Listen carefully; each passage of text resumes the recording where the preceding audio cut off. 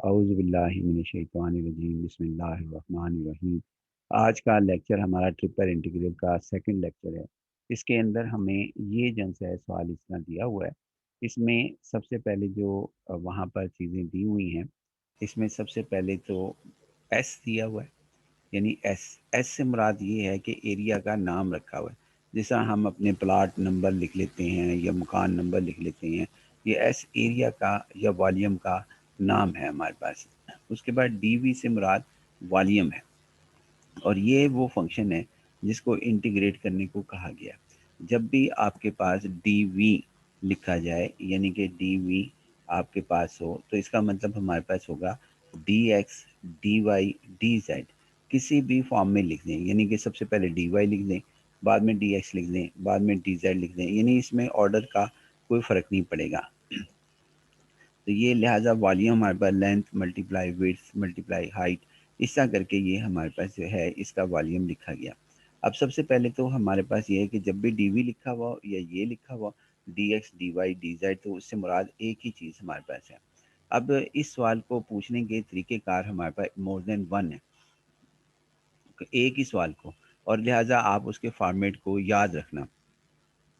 मसलन पहला तरीका ये है जी, हमारे पास इसके अंदर ये सवाल, यानी एक्स जो है वो 1 दिया हुआ है, एक्स और एक्स 3 दिया हुआ है, वाई -1 दिया हुआ है, और वाई इज़ इक्वल टू 1 दिया हुआ है, -1 से 1, और जेड की वैल्यू जो है वो आपके पास 2 से 4 की तरफ है, यानी कि ये लिमिट्स हमारे पास दी हुई।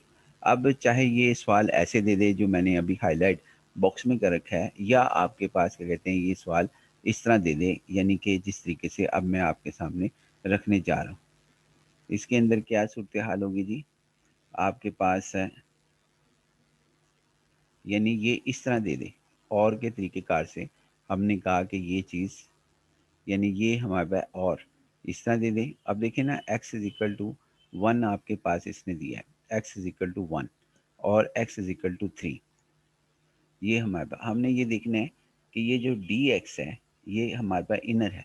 अब dx की जो लिमिट्स होंगी वो हमेशा यहाँ पे लिखी होंगी, यानी जो भी पहले लिखा होगा, अगर dy लिखा होगा तो dy होगा। dx की लिमिट ये देखें, x is equal to 1, x is equal to 3, ये वाली लिमिट यहाँ पे लिखी होंगी। अगर यहाँ पर इस बॉक्स के अंदर dy लिखा होता तो फिर यहाँ पर लिमिट आनी थी -1 से 1 की तरफ हमारे पास, जो कि ये लिखी हुई। अब -1 से 1, अगर यहाँ पे dz लिखा होता ds की बजाय, जो हमारे पास बॉक्स है, तो फिर लिमिट होनी थी 2 से 4, ये यहाँ पे 2 आनी थी और 4 आनी थी। ये हमारे पास ना इनर इंटीग्रल कहलाता है, जो हमारे पास क्या कहते हैं शुरू में ही लिखा जाता है। जैसा ये मैं दोबारा बताना चाहूँगा कि इनर इंटीग्रल कौन सा होता है। इनर इंटीग्रल ये होता है जी हमारे पास, यहाँ तक ये इनर है। उससे फिर आगे आउटर, आउटर कौन सा होता है जी हमारे पास, आउटर में फिर ये शामिल हो जाएगा हमारे पास ये डी वाई, और फिर उसकी ये लिमिट -1 से 1, ये लिमिट शामिल हो जाएगी, यानी ये हमारे पास यहाँ से लेके यहाँ तक होगा। ये इससे आगे यानी डी एक्स इनर है, उससे नेक्स्ट जिनसे आउटर की जानिब जाना है वो डी वाई है। उसके बाद फिर हमारे पास क्या कहते हैं डी जेड, ये मोस्ट आउटर है डी जेड, और इसकी लिमिट जो होंगी वो हमारे पास ये हैं 4, 2 टू 4, 2 टू 4, और ये हमारे पास सबसे आउटर है डी जेड हमारे पास। तो लिहाजा हम जब भी करेंगे किसी की भी इंटीग्रेशन, इनर से स्टार्ट करेंगे और आहिस्ता आहिस्ता आगे की जानब जाएंगे, जो ये इंडिकेट करके बताएगा कि ये डी एक्स सबसे इनर है, फिर उससे आगे डी वाई आता है, फिर डी जेड आता है, इसके मुताबिक इंटीग्रेट करेंगे। फिर एक और बात, ये 2 तरीके हो गए आपके पास सवाल पूछने के, हमारे पास जो मैंने आपके सामने रखे हैं। इसी सवाल को पूछने के तरीक़ेकार हमारे पास क्या कहते हैं बहुत ज़्यादा हैं। मैं आपके सामने रखना चाहूँगा ये सारे तरीक़ेकार, कि एक ही तरीक़ेकार हमारे पास सवाल को पूछने के मोर देन वन है, और वो आपके साथ पहले चलें इसको कर लेते हैं। हमारे पास इसमें ये है कि आपके पास इसको पूछने का तरीक़ेकार हमारे पास ये भी है, यानी इससे पहले वाला भी है, ये हमारे पास है। इस तरह भी पूछा जा सकता है। अब इसमें ds, dy, dz लिखा हुआ है, ये हमारे पास इसके हिसाब से। इसी तरह इसका ऑर्डर चेंज कर दें, यहाँ पे देखें इधर order D x D Z D Y है, ऊपर जो था वो ऑर्डर कुछ और था, ऊपर जो ऑर्डर था वो हमारे पास क्या कहते हैं, वो वहाँ पर कुछ और लिखा हुआ था। यानी कि यहाँ पर ये इसका ये देखें, यहाँ D x D Y D Z है, जबकि इधर हमारे पास क्या कहते हैं, यहाँ पर D x D Z D Y है, चेंज है। इसी तरह अगर ये डी एक्स है तो यहाँ पर इसकी लिमिट आएंगी एक्स इज इक्वल टू 1 2 3, जो कि ये लिखी हुई है 1 2 3। फिर डी जेड की लिमिट आएंगी जो कि ये लिखी हुई है 2 2 4, ये देखें 2 2 4 आ गई।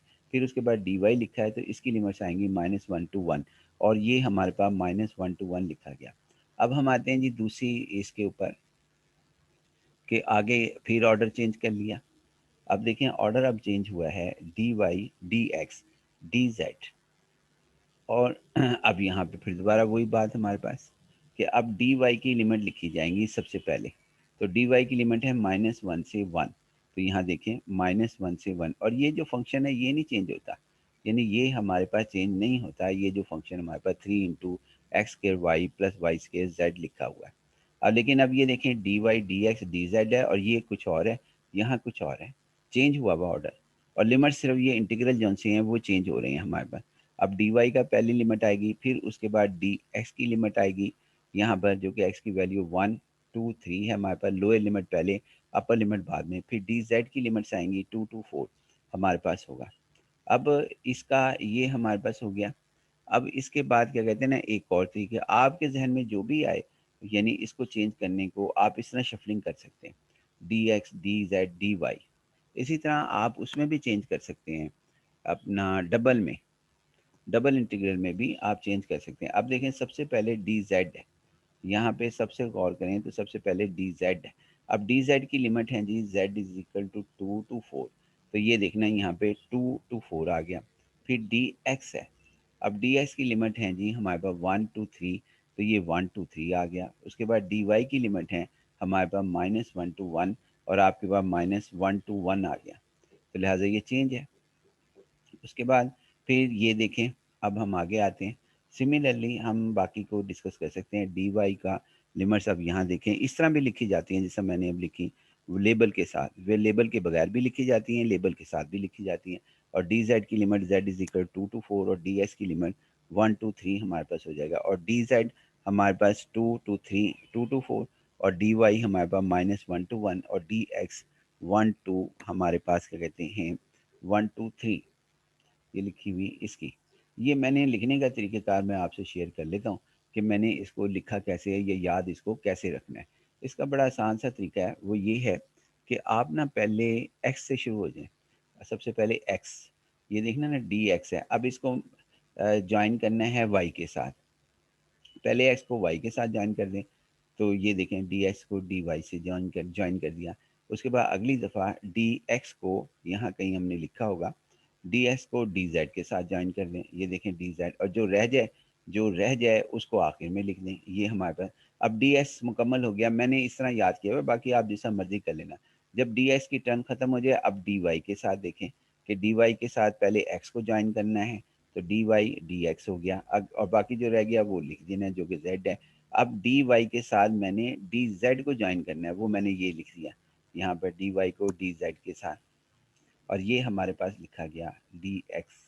बाकी जो रह गया उसके बाद फिर मैंने जेड के साथ काम किया, यानी डी जेड। अब जेड को पहले एक्स के साथ मिला दिया, ये देखें जेड को एक्स के साथ हमने मिला दिया, डी जेड डी एक्स, और जो रह गया वो बाद में लिख दिया जो कि डी वाई लिखा गया, डी वाई रह गया था।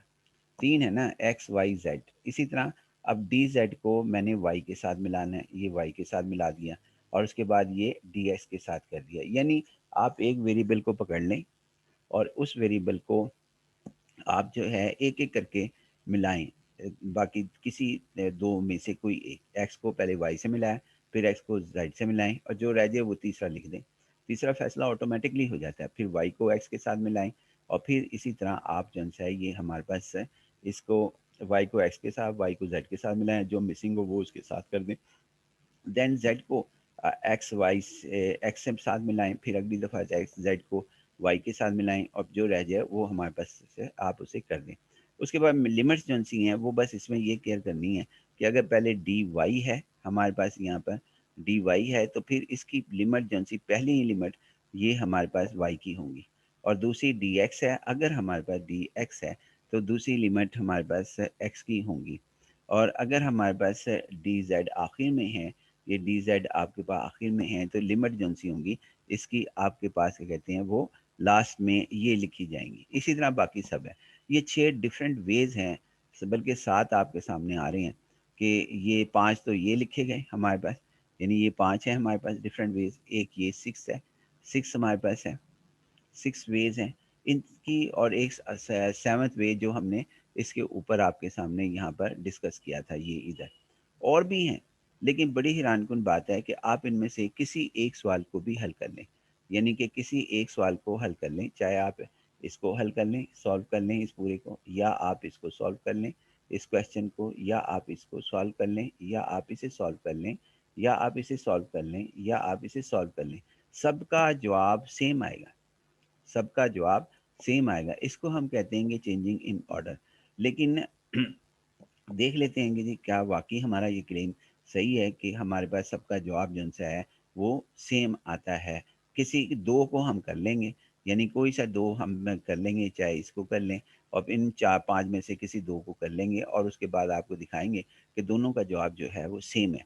लेकिन इसके अंदर एक चीज़ बड़ी है, वो बड़ी केयरफुल करनी है कि अगर तो आपके पास लिमिट्स हैं कांस्टेंट, जैसा ये 2 से 4, -1 से 1, 1 से 3, फिर तो आपके पास चेंजिंग इन ऑर्डर में जो मर्ज़ी करते रहें, यानी कि ब्लाइंड स्टेप्स है, जिसका मर्ज़ी कर लें, आपको जवाब एक आएगा। क्या मतलब, ये डीएक्स को जिस तरह मैंने जॉइन किया और कुछ नहीं सोचा कि यहाँ पे क्या डिफरेंट हो जाएगी।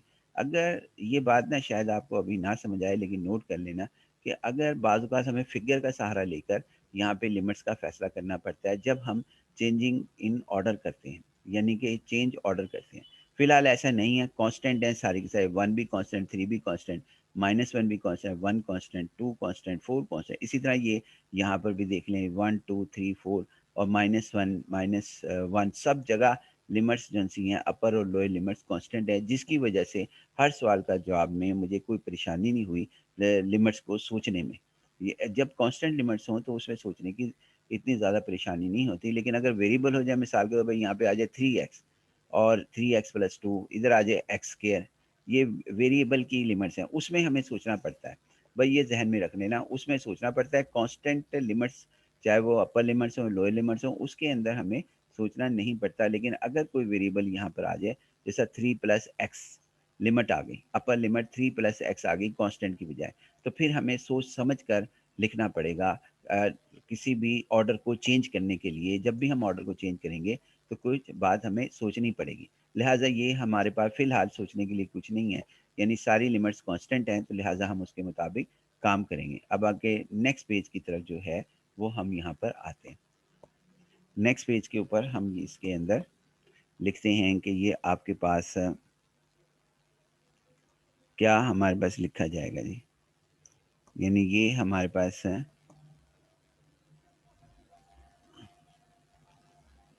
देखिए जी, ये एक और तरीका है हमारे पास उसी सवाल को पूछने का, यानी कि जो सवाल हम कर रहे हैं उसी सवाल को पूछने का। अब ये देखिए एच है, इसमें एरिया जौन सा है वो आपके पास बताया गया है कि जी जो एच है वो बाउंडेड एरिया है, वहाँ मैंने एस रखा था।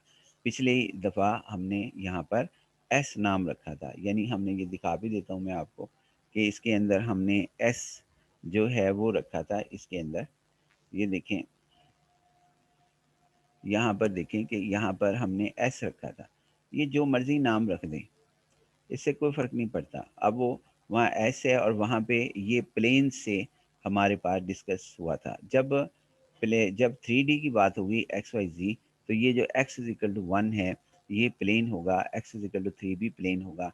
प्लेन किसको कहते हैं, जैसा हमारी कमरे की दीवारें हैं, वॉल हैं, सामने की दीवार है, बैक की दीवार है, फ्रंट की दीवार है, कुल टोटल मिलके 4 दीवारें बनती हैं, और एक छत और एक फर्श बनता है, यानी कि फ्लोर और रूफ हमारे पास बनता है। तो ये एक्चुअली ये दीवारों के नाम होंगे 3D में, इसी वजह से हम इसे प्लेन कहते हैं। लेकिन हमारे प्लेन जो हैं वो इंतहाई बारीक होते हैं, इतने मोटी दीवारें नहीं होती। वो तो खैर हम दोबारा देख लेते हैं। अब यहाँ पर हमारे पास क्या कहते हैं, हम इसमें दोबारा आपके सामने रखते हैं जी, ये के भी वहाँ नाम हमने एच रखा है। तो यहाँ पर हमने नाम एच रखा, लेकिन इसमें एक चीज़ का इजाफ़ा किया है कि हमने यहाँ पर इसकी लिमिट्स जो थी वो फिगर के तहत जो है वो ज़ाहिर की। यानी हमने लिमिट जो थी वो हमने एक फिगर के तहत ज़ाहिर की। तो ये देख लेते हैं जी हमारे पास। अब इसके अंदर यूँ समझें, मैं चूँकि आपके सिलेबस में यहाँ पे 3D नहीं है, वरना ये 3D का क्वेश्चन बनता है। आप यूँ समझें कि आप एक कमरे में खड़े हैं, जिसकी चार तरफ 4 दीवारें हैं, एक छत है, एक फ़र्श है। इनके नाम हैं। इनके नाम 3D में इस तरह हैं कि जो z इज़ इक्वल टू 2 है, ये फ्लोर का नाम है, आपके फ़र्श का नाम है। और z इज़ इक्वल टू 4 जौन-सा है, ये आपकी छत का नाम है, जो आपकी छत का प्लेन, इसे हम प्लेन कहेंगे। और तीसरा हमारे पास क्या कहते हैं, आपकी जो राइट साइड पे दीवारें हैं, वो आपके उसके नाम हैं x इज़ इक्वल टू 1। और उसके बाद क्या कहते हैं, x इज़ इक्वल टू 3। ये दीवारों के नाम हैं। आपकी राइट साइड पे जो नाम है, यानी कि अगर आप क्या कहते हैं, किसी एक सिमत में खड़े हो जाएँ और मैं कहूँगा दरवाज़े की तरफ ही मुँह करके खड़े हो जाएँ, तो आपके ऊपर वाले फ़र्श का नाम z इज़ इक्वल टू 2 है, या z इज़ इक्वल टू 2। और उसके बाद क्या कहते हैं, जो छत का नाम है z इज़ इक्वल टू 4, और आपकी राइट साइड का नाम हम x इज़ इक्वल टू, दीवार का नाम x इज़ इक्वल टू 1 रख लेते हैं, और दूसरा x इज़ इक्वल टू 4 रख लेते हैं। इसी तरह आपकी जो हमारे पास फ्रंट और बैक पर वॉल्स हैं, उनका नाम y इज़ इक्वल टू 1 रख लेते हैं, और y इज़ इक्वल टू हमारे पास -1 रख लेते हैं। ये एक्चुअल मैं मुख्तसर तरीके से इसी तरह समझा सकता था कि एक कमरे में जो चारों दीवारें हैं, वो सिर्फ़ छत को छोड़कर, छत का नाम z इज़ इक्वल टू 2 और z इज़ इक्वल टू 4, बाकी जो चारों नाम हैं, वो आपने अपोज़िट नाम रखते हुए उनके नाम रख लेने हैं। मसलन अगर आपने x का नाम आपने राइट हैंड साइड पे x इज़ इक्वल टू 1 रखा है, तो आपकी लेफ्ट हैंड साइड के ऊपर x इज़ इक्वल टू 3 होना चाहिए। इसी तरह आपके अगर जिस जगह फेस है, जिधर जिधर आप देख रहे हैं, उसका नाम अगर y इज़ इक्वल टू -1 रखा है, तो इसकी आपकी बैक पर y इज़ इक्वल टू 1 होना चाहिए। बहरहाल ये आप इमेजिनेशंस कर लीजिएगा। मैंने कोशिश की है कि मुख्तसर तरीके से 3D की बात को समझाया जा सके। लेकिन 3D सिलेबस ना होने की वजह से हम ये बात मुकम्मल तौर पर आपको नहीं समझा पाए, लेकिन मुख्तसर तौर पे समझाने की कोशिश ज़रूर की। अब आते हैं जी हम इनमें से कि आपका कोई एक सवाल जौन-सा है ना, हम हल करेंगे। किसमें से जी? ये जो हमारे पास है, ये सवाल है हमारे पास, इनमें से कोई एक सवाल जो है ना हम पिक कर लेंगे, 2 सवाल पिक करेंगे, और इसमें से ये चाहे ये पिक कर लें, चाहे ये पिक कर लें, और इसको सॉल्व करेंगे, और आपको जो है वो इसका तरीक़ेकार डिस्कस करेंगे। इन ये थर्ड कर लें, थर्ड वन कर लें, फोर्थ वन कर लें, आप कुछ भी कर लें, फिफ्थ कर लें। मैंने एक सवाल जौन-सा यहाँ पर पिक किया है, वो आपके सामने यहाँ पर रख देता हूँ मैं, कि हमारे पास क्या कहते हैं, वो सवाल कौन-सा है जिसे हमने पिक किया। ये 6 तरीकों के बाद, ये 6 मेथड थे जिनके सवालात लिखने के तरीके थे। अब यहाँ पे मैं किसी एक सवाल को हल कर रहा हूँ उन 6-8 क्वेश्चन में से, जो कि सब सिमिलर हैं। तो हम यहाँ पे सबसे पहले तो इस तरह करते हैं कि इसमें ये इसको हम सबसे पहले हल करते हैं, इतने हिस्से को, यानी विद रिस्पेक्ट टू एक्स। तो देखें जी, ये इसका नाम मैंने ना यहाँ पर I1 रख लिया, इसका नाम मैंने I1 रख लिया, ताकि मुझे ये बार-बार साथ-साथ लेके ना चलना पड़े। ये dx, ये बॉक्स का ये यहाँ पे लिख लिया। अब उसके बाद एक्स स्क्वायर वाई, इसमें वाई ये 3 के साथ मल्टीप्लाई कर दिया, 3y और एक्स स्क्वायर की इंटीग्रेशन की। इसी तरह वाई स्क्वायर जेड, एक्स को छोड़कर जिसके रिस्पेक्ट हम ले रहे हैं, बाकी सबको हम जो है कांस्टेंट मानते हैं। तो देखें, वाई स्क्वायर जेड बाहर लिख लिया और ये 3 आ गया। उसके बाद फिर एक्स स्क्वायर की integration x cube over 3 plus 3y square Z x लिखी, और फिर उसके बाद इसकी अपर लिमिट पहले रखी, यहाँ पर ये अपर लिमिट रखी जहाँ x होगा, क्योंकि विद रिस्पेक्ट टू हम x कर रहे हैं, विद रिस्पेक्ट टू x कर रहे हैं, तो x की वैल्यू ही रखेंगे, x इज इक्वल टू 3 और x is equal to 1। Upper limit पहले रखी, ये एक इस जगह x है, यहाँ पे 3 का क्यूब आ गया, और एक x ये है, यहाँ पे 3 आ गया। उसके बाद फिर हमने माइनस दरमियान में लिखकर 1 रखी, 1 के ऊपर जो है वो हमारे पास क्या कहते हैं, 1 का क्यूब आ गया, और एक x इस जगह पे है, 1 आ गया। हमने इसके बाद इनके ब्रैकेट्स को सिंप्लीफाई किया, यानी ये 3 3 से कैंसिल हो गया, 27y आ गया, और ये 9y स्क्वायर z आ गया। उसके बाद -3y आ गया, और इस माइनस को अंदर ऑपरेट किया, तो -3y² z आ गया। उसके बाद यहाँ पर 27y और -3y 24y हो गया। 9y² -3y² +6y² हमारे पास आ गया 6y² क्योंकि ये दोनों टर्म्स एक जैसी हैं। अब इन दोनों को हमने जो है ये हमारा आंसर आया I1 का। I1 का आंसर हमारे पास ये हासिल हुआ ये हासिल हुआ I1 का। ये आंसर y1 का। इसको वैल्यू को हमने जो है यहाँ पर सब्स्टिट्यूट कर दिया। यही हम लिख रहे हैं कि पुट इन, यहाँ पे लिखा जा रहा है सब्स्टिट्यूट पुट इन 1 और 1 ये है हमारे पास। तो इस जगह पर इस बॉक्स की जगह जो रेड कलर का बॉक्स है इसकी जगह ये 24y + 6y² z पुट कर देंगे हम यहाँ पर। अब हम इसकी वैल्यू सब्स्टिट्यूट करते हैं और फिर हम विद रिस्पेक्ट टू dy ये हम इसको सॉल्व करते हैं। तो देखें जी हम यहाँ पे सब्स्टिट्यूट करते हैं। आप कॉपी पेंसिल साथ रखा करें ताकि उसका व्यू जो है वो आपके सामने बेहतर रहे। अब हम आते हैं जी इसके अंदर जिसमें हम इसको वैल्यू को सब्स्टिट्यूट करते हैं। ये देखें जी ये वैल्यूज़ हमने सब्स्टिट्यूट कर ली। यहाँ पर वैल्यू को जो पिछली वैल्यू थी उसको हमने ये सब्स्टिट्यूट कर लिया यहाँ पर टू 24y + 6y² z और dy के हिसाब से इंटीग्रेट किया। अब हमने दोबारा इसी तरह किया कि इसको हमने जो है वो बॉक्स में यानी इस बॉक्स को हमने हल किया, ये वाले बॉक्स को विद रिस्पेक्ट टू y इसको, इसका नाम हमने I2 रख लिया। ये I2 रखा हमने इसका नाम और वही चीज़ जो सी है यहाँ पर हमने लिख दी और ताकि ये ना साथ साथ लेके चलना पड़े ये वाली चीज़, यानी ये चीज़ हमें जो है ये साथ साथ ना लिखनी पड़े, मकसद सिर्फ ये था। उसके बाद फिर हमने इसकी इंटीग्रेशन जो है वो हम यहाँ पर करते हैं कि जी हमारे पास है इंटीग्रेशन। देखें जी ये हम इंटीग्रेशन इसकी कर रहे हैं। इसके अंदर आपके पास ये देखें 24y 24 कांस्टेंट है बाहर आ गया। y की इंटीग्रेशन y²/2 आ गई जो ये आ गई और फिर उसके बाद 24/2 12 आ गया और 1 का स्क्वायर माइनस माइनस 1 का स्क्वायर हमारे पास आ गया और उसके बाद इसे सिंपलीफाई किया तो 1 माइनस जो दो दफ़ा माइनस एक माइनस ये प्लस हो जाएगा -1 तो यहाँ पे 1 - 1 जो कि 0 आ गया। यानी इसका जवाब जो है वो हमारे पास 0 है। उसके बाद फिर वाई स्क्वायर की इंटीग्रेशन की और 6z को, चूँकि हमने ये कहा था सिवाय y के अगर विद रिस्पेक्ट टू y कर रहे हैं चाहे वो कांस्टेंट हो, चाहे वो z हो, चाहे x हो, वो इंटीग्रल से बाहर जा जाएगा। ये देखें 6z इंटीग्रल से बाहर आ गया, सिर्फ y की टर्म्स को बाहर नहीं निकाल सकते। तो y³ हमारे पास आ गया, y³/3 3 यहाँ लिख दिया मैंने अपनी आसानी के लिए -1 to 1 और फिर उसके बाद ये 2 आ गया 2z और फिर 1 का क्यूब हमने रखा, फिर -1 का क्यूब रखा, 2 माइनस हो गई, एक -1 यहाँ से हासिल हुई, एक -1 1 + 1 आ गया। तो ये 2 आ गया, 2 को मल्टीप्लाई किया 2 से तो 4z आ गया। 4z इसका जवाब आया और इसके जवाब को यहाँ से हमने उठाया I2 को और इसकी जगह रख दिया यहाँ से लेके यहाँ तक। 4z को यहाँ से लेके यहाँ तक, यही हम कह रहे हैं कि सब्स्टिट्यूट दिस आंसर इन 2 क्योंकि ये I2 हमने लेकर आगे लहदा चले थे, लिहाजा ये जवाब हमारे पास आ गया।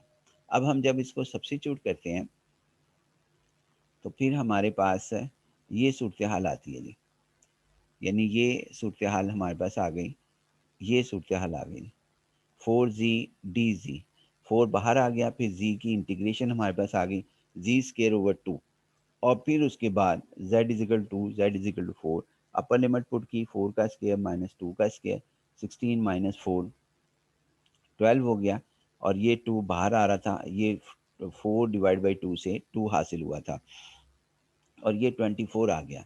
यानी हमने एक ऑर्डर में काम किया और हमारे पास उसका आंसर जो था वो 24 था। यानी हम दोबारा दिखा देते हैं आपको कि हमने कौन से इंटीग्रल को काम किया था। हमने इस इंटीग्रल को काम किया था, ये हमारे पास है यानी ये इंटीग्रल को हमने काम किया था इसके ऊपर, ये इंटीग्रल और इसका सारे का आंसर 24 है।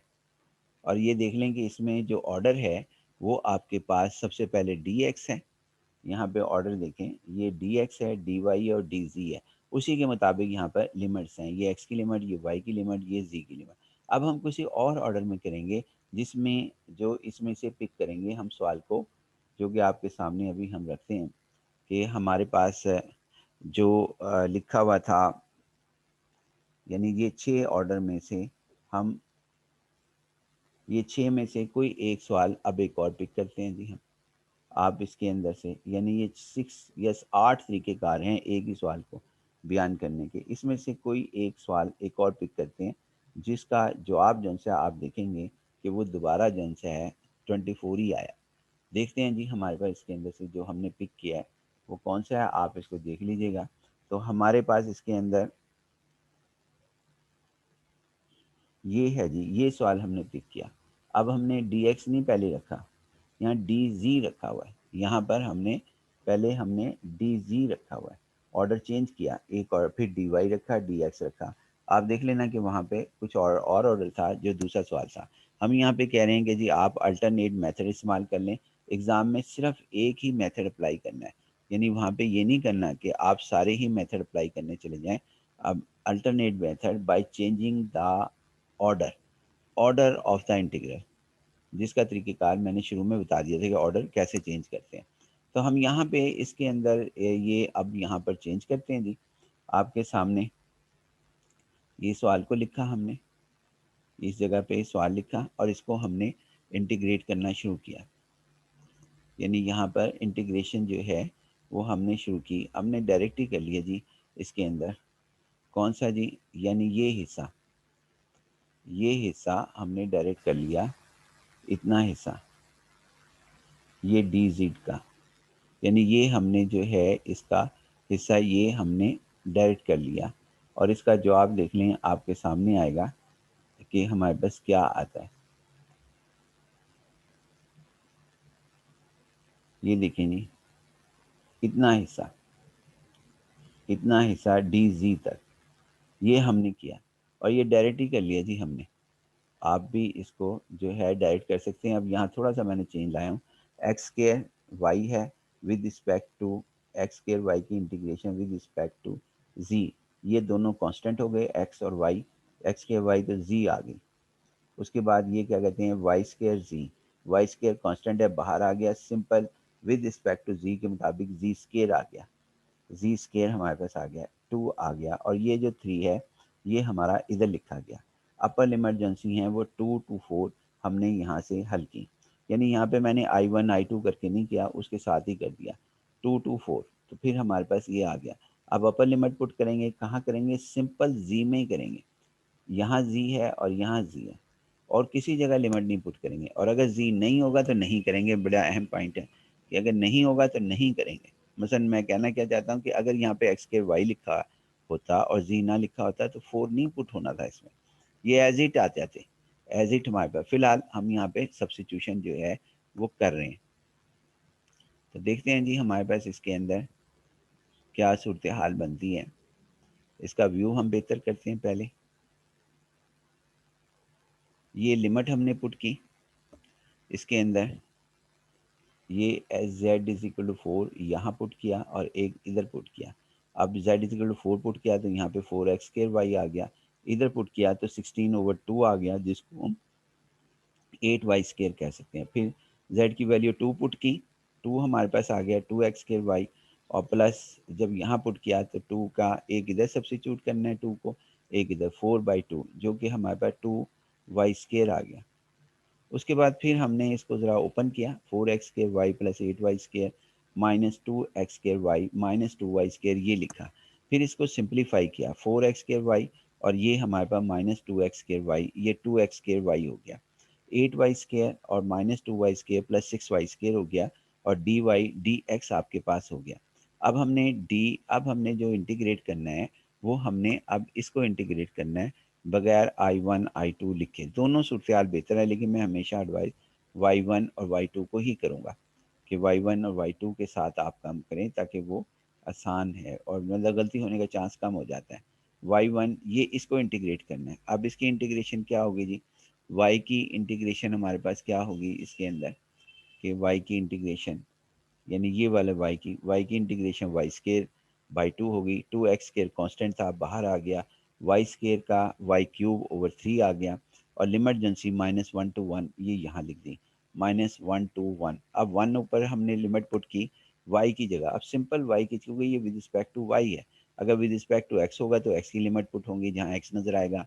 अगर y होगा तो y की होंगी, अगर z होगा तो z की होंगी। फिलहाल यहाँ dy हमारे पास लिखा हुआ है, तो y की लिमिट हमने यहाँ पुट की एक, तो इधर एक्स में तो कर ही नहीं सकते थे, एक इधर पुट की। तो देखें जी, ये टू इस टू से कैंसिल हुआ, एक्स स्क्र 1 हो गया, प्लस 6 और ये 3/6 को 2 लिख दिया और वाई का 1³ लिख दिया।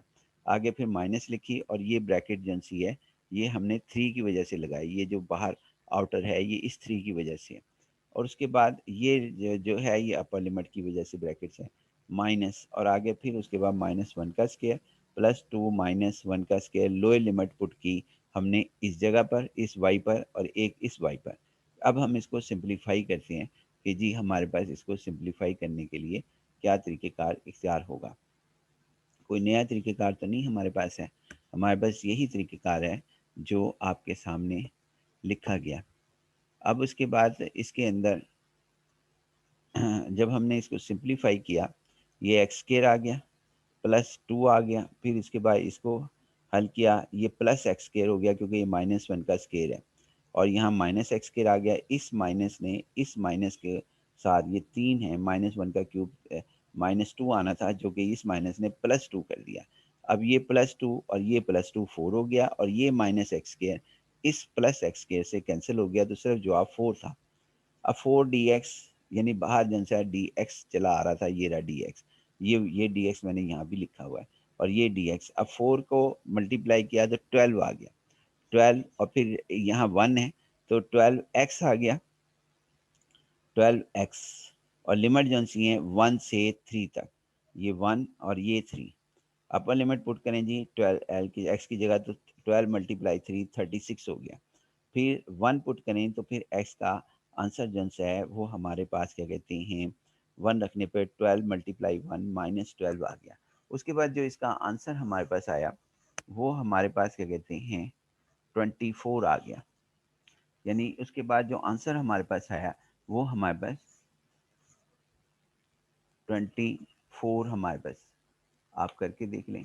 यहाँ पर इसकी कैलकुलेशन 36 - 24, और ये एग्जैक्ट वही है जो हमारे पास क्या कहते हैं हमने पहले वाले इंटीग्रल के साथ काम करके किया था। यानी ये हमारे पास इन दोनों का जवाब, यानी ये हमारे पास दोनों का जवाब जो है वो सेम आया। इसका भी आंसर 24 आया, जबकि हमने ऑर्डर चेंज कर दिया था। यानी हमने ऑर्डर किसके ऊपर काम किया था, हमने इसके अंदर डी जी और डी वाई डी एक्स पर काम किया था। तो देखते हैं जी, हम यहाँ पर दोबारा इसके अंदर आ जाते हैं कि d g d Y D x, इसका आंसर भी हमारे पास सेम है। किसके सेम है जी, हमारे पास इसके अंदर आंसर, हमारे पास आंसर जो है ये देखें आपके सामने आता है, और यहाँ पे d x D Y d g है, इधर d x D Y d g है, और उधर d Z D Y D x था। तो हमने दो इंटीग्रल जन से हैं यहाँ पर किए थे, और दोनों का जवाब जन सा है वो हमारे पास सेम आया है। यानी हमने एक किया था d x D Y d g, ये वाला इंटीग्रल, ये इंटीग्रल, इसका जवाब भी 24 आया है। और उसके अलावा यानी इस सवाल का जवाब भी हमारे पास 24 आया है। अब दूसरा सवाल हमने किया किया था, वो किया था डी जी डी वाई, ये वाला सवाल, और ये दोनों, इन दोनों का आंसर हमारे पास क्या कहते हैं 24 ही रहा। और वो वजह मैंने आपको बता दी है कि अगर कॉन्स्टेंट्स लिमिट्स हों, यानी 4, ये सारी कॉन्स्टेंट्स हैं यहाँ पर 4 1 3 2 -1 1, तो आप ऑर्डर जिसका मर्जी यहाँ पर चेंज करते रहें ब्लाइंड स्टेप में। बस फ़र्क एक स्टेप याद रखें कि जहाँ आपके पास क्या कहते हैं, अगर डी एक्स है तो यहाँ पर डी एक्स की लिमिट आएंगी, अगर यहाँ डी वाई है तो वाई की लिमिट इधर आएंगी, और डी जी इनर से आउटर की तरफ आपने जाना है, तो ये हमारे पास होगी। बाकी इस जैसा ये हमने किया, डी जी की पहले लिमिट लिखी क्योंकि ये लिमिट पहले इनर था, और फिर इनर से आउटर की तरफ जाते हुए फिर डी वाई आया, फिर यहाँ लिमिट वाई की आएंगी, और फिर ये हमारे पास डी एक्स की आएंगी। जब लिमिट्स आपके पास कांस्टेंट हैं तो आप ब्लाइंड स्टेप्स के साथ इस सवाल के ऑर्डर्स को चेंज करके आप काम को जो है सवाल को हल कर सकते हैं। अब एक और सवाल है कि आखिर हम ऑर्डर चेंज क्यों करें, तो करें क्यों। पहली बात तो ये। इस सवाल का जवाब जो है ना वो ये है कि बाज़ औक़ात एक सवाल हमारा आसानी से सॉल्व नहीं होता एक तरीक़ेकार से। यहाँ पे तो आपको जो है जो तरीक़ेकार डिस्कस करने करने को कहे गए वो हमारे पास मोर देन जो थे वो 6 थे। मोर देन 6 थे यहाँ पर आपके पास। तो 6 में से कोई एक तरीक़ेकार आसान लगता है। यानी बाज़ औक़ात ये इसका जो इदराक है कि आसान लगता है, जब आपके सामने सवाल रखेंगे जिसके अंदर ट्रिपल इंटीग्रल के वो हल नहीं होते, उसको हम जो है वहाँ पर आपके साथ हल करेंगे। यानी फिर आपको अंदाज़ा हो जाएगा। बाकी इंशाअल्लाह नेक्स्ट लेक्चर में। अल्लाह हाफ़िज़।